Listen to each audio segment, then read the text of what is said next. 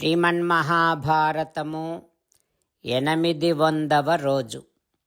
ఓం అస్మద్గురుభ్యో నమః. నారాయణం నమస్కృత్య నరం చైవ నరోత్తమం దేవీం సరస్వతీం వ్యాసం తతో జయం ఉదీరయేత్. శ్రీమన్మహాభారతము 3వ పర్వము, వనపర్వము లేదా అరణ్య పర్వము. అందులో 35వ అధ్యాయము. సూత మహానుభావుడు శౌనకాది మహర్షులందరికీ ప్రవచనం చేస్తూ ఈ రకంగా చెబుతూ ఉన్నాడు. ఓ మహర్షులారా, వైశంపాయన మహర్షి జనమేజయ మహారాజుకు శ్రీమన్మహాభారతాన్ని ఉపదేశం చేస్తూ ఇలా చెబుతూ ఉన్నాడు. ఓ రాజా, భీమసేనుడు ధర్మరాజుతో ఈ రకంగా అంటూ ఉన్నాడు. ఓ ధర్మజా, అసహనముతోని నాకు రాత్రింబవళ్ళు నిద్ర కూడా పట్టటము లేదు. నేను తపించిపోతున్నాను. కుంతీనందనుడైనటువంటి అర్జునుడు, ధనుర్విద్యలో శ్రేష్ఠుడైనటువంటి అర్జునుడు, ఇతను కూడా గుహలోని సింహములాగా సంతప్తమైపోతూ ఉన్నాడు, ఉడికిపోతూ ఉన్నాడు. లోకములోని ధనుర్ధారులందరినీ ఎదిరించగలిగినటువంటి యోయం ఏకోభిమనుతే సర్వాన్ లోకే ధనుర్భృతః సోయమాత్మజమూష్మానం మహాహస్తీవ యచ్చతి. లోకములోని ధనుర్ధారులందరినీ ఎదిరించగలిగిన ఒకే ఒక్క వీరుడు అర్జునుడు. ఇప్పుడు ఈ అర్జునుడు ఒక గజరాజులాగా క్రోధముతో కలిగినటువంటి సంతాపాన్ని నిగ్రహించుకోలేకపోతున్నాడు. ఓ ధర్మజా, నకుల సహదేవులు, కుంతి వీరంతా నీ ప్రియాన్ని కోరుకుంటూ ఉన్నారు. అందుకని ఇక ఏమీ మాట్లాడకుండా ఉన్నారు, మూగవారిలాగా. ఇక మిగతా వృష్ణివంశీయులు, బంధువులు అందరూ నీ ప్రియాన్నే కోరుకుంటూ ఉన్నారు. కానీ నేను మాత్రం సంతాపాన్ని పొందుతూ ఉన్నాను, ఉడికిపోతూ ఉన్నాను.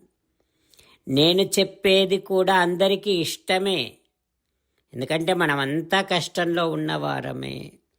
అందువలన అందరూ యుద్ధాన్నే అభినందిస్తారు. ఓ రాజా, మనకంటే అల్పబలము కలిగినటువంటి వారు దుర్యోధనాదులు, నీచులు దుర్యోధనాదులు. అట్లాంటి దుర్యోధనాదులు రాజ్యాన్ని మన నుండి అపహరించి హాయిగా అనుభవిస్తూ ఉన్నారు. ఇంతకంటే మనకు భయంకరమైన దుఃఖాన్ని కలిగించే విపత్తు ఇంకేం ఉంటుంది? ఓ పరంతప, నువ్వు స్వభావ దోషము వలన దయాపరుడవై మృదుస్వభావముతో ఈ కష్టాలన్నింటినీ సహిస్తూ ఉన్నావు.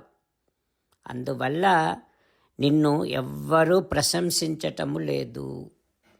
ఓ రాజా, నువ్వు దయాళుడవై ఒక బ్రాహ్మణునిలాగా ఉన్నావు.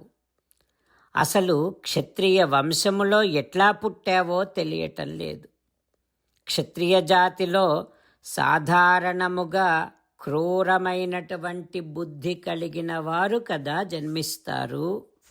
ఓ ధర్మజా, మనువు చెప్పినటువంటి రాజధర్మాలు నువ్వు వినే ఉంటావు.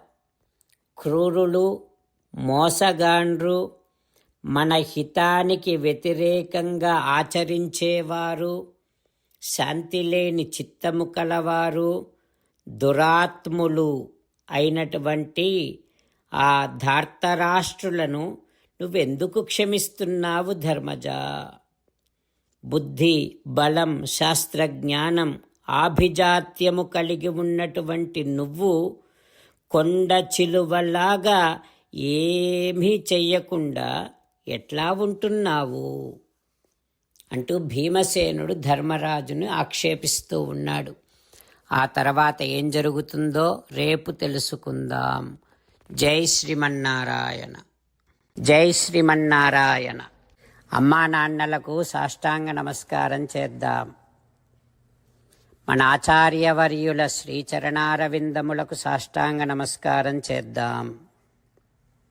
శ్రీ వేదవ్యాస మహర్షుల వారి దివ్య పాదారవిందములకు సాష్టాంగ నమస్కారం చేద్దాం.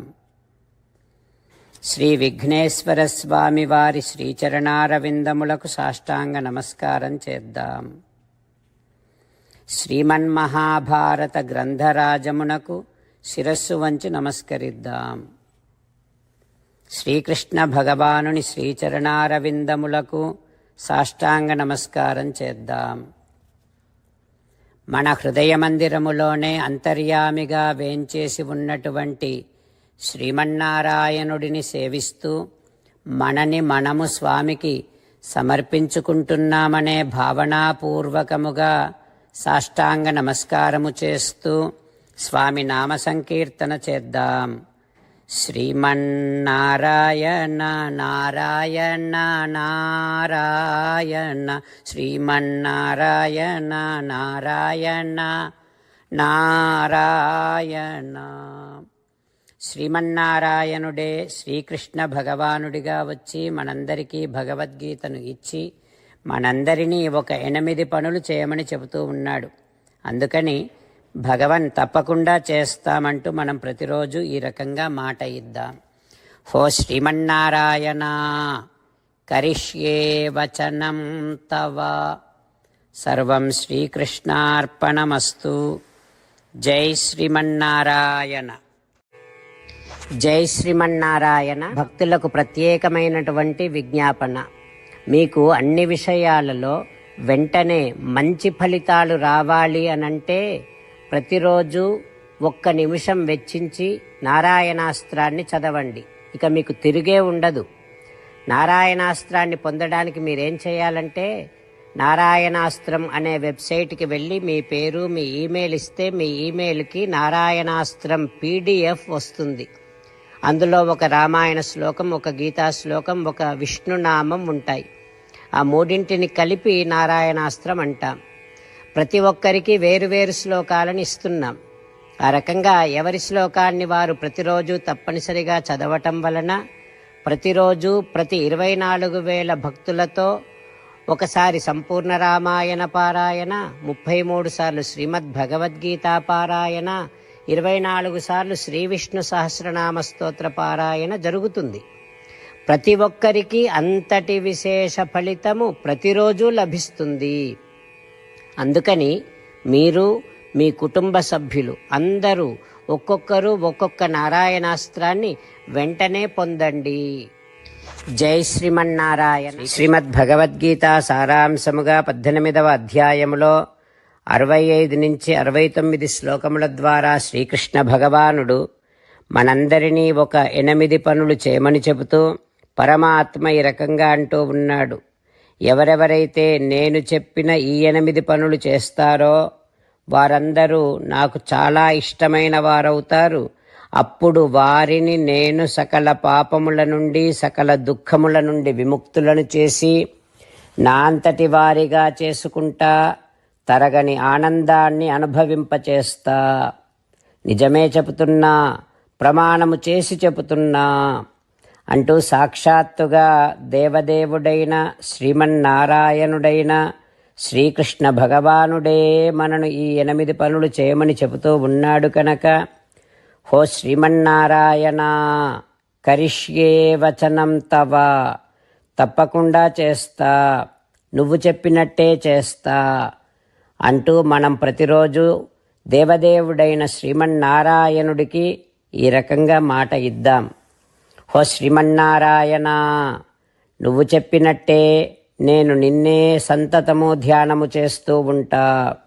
హో శ్రీమన్నారాయణ, నువ్వు చెప్పినట్టే నేను నీ భక్తుడిగానే ఉంటా. హో శ్రీమన్నారాయణ, నువ్వు చెయ్యమన్నట్టే నేను నా విధులను కర్తవ్యాలను నీ సేవగా నీ తృప్తి కోసమనే సక్రమంగా నిర్వర్తిస్తూ ఉంటా. హో శ్రీమన్నారాయణ, నువ్వు చెప్పినట్టే నేను నీవాడిని అనే మహావిశ్వాసాన్ని సంతతము కలిగి ఉంటూ నా హృదయములో నీకే నమస్కరిస్తూ ఉంటా. ఓ శ్రీమన్నారాయణ, మామేకం శరణం వ్రజ, నన్నొక్కడిని మాత్రమే శరణు వేడుకో అని నువ్వే అన్నావు కనుక నేను నిన్ను ఒక్కడిని మాత్రమే శరణు వేడుకుంటా. ఓ శ్రీమన్నారాయణ, మా శుచః, ఇక దుఃఖించకు అని నువ్వే నాకు భరోసా ఇస్తూ ఉన్నావు కనుక నేను ఇక దుఃఖించను. ఓ శ్రీమన్నారాయణ, నువ్వు చెప్పినట్టే నువ్వు నా కోసమని చెప్పిన శ్రీమద్భగవద్గీతను ఎప్పుడో ఒక్కసారి కాకుండా ప్రతిరోజు కనీసం ఒక్క శ్లోకాన్నైనా అనుసంధానము చేస్తూ గీతోపదేశాన్ని జ్ఞాపకం చేసుకుంటూ ఉంటా. ఓ శ్రీమన్నారాయణ, నువ్వు చెప్పినట్టే నువ్వందరి కోసమని చెప్పిన శ్రీమద్భగవద్గీతను తెలియని భక్తులందరికీ తెలియచేసే నా వంతు ప్రయత్నాన్ని నిరంతరము కొనసాగిస్తూనే ఉంటా. ఓ శ్రీమన్నారాయణ, నేను నువ్వు చెప్పినట్టే చేస్తా, నీకు నచ్చినట్టే ప్రవర్తిస్తా, నీకోసమే పని చేస్తూ ఉంటా. కరిష్యే వచనం తవ. సర్వం శ్రీకృష్ణార్పణమస్తు. జై శ్రీమన్నారాయణ.